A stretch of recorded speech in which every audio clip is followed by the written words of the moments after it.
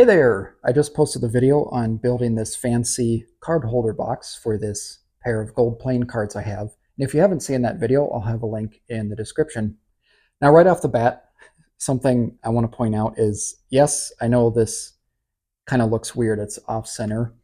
I didn't really think that through because I was just building this as I went along. So I think what I should have done here is bought the latch ahead of time and planned out where I was going to cut this to move it up.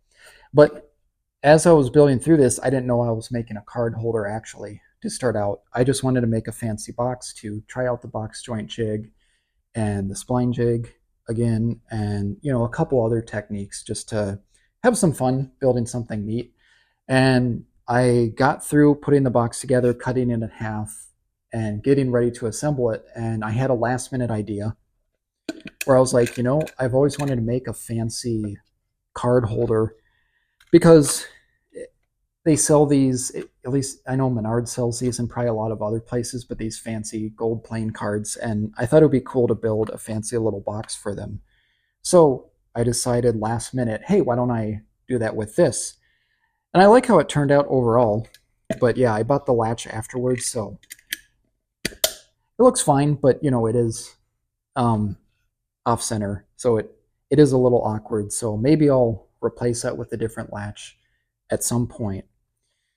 And something else I want to point out is the top and bottom. I was kind of winging it with these. Once again, not sure what I was going to do as I was building this. And at first I was going to make these like raised panels on the table saw, and I was like, well, maybe it would be cool since I have all these hard lines with the box joints and the splines. And I knew I was going to chamfer some sides to try out just a hand plane instead of a router.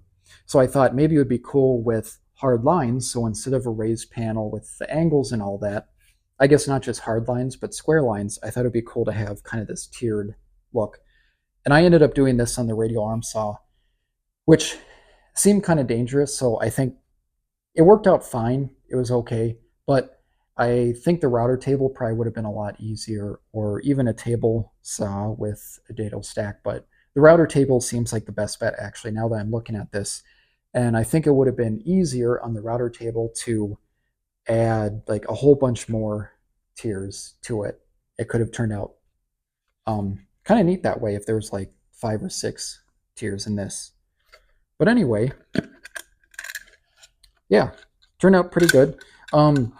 Yeah, something I pointed out in the video too is I just used a little bit of super glue to hold these pieces down.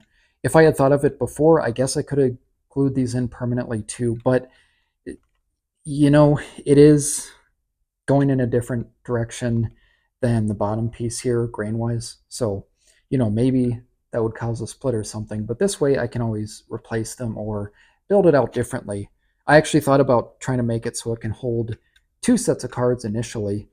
Maybe I will do that at some point, so that's the benefit of not having those permanently attached.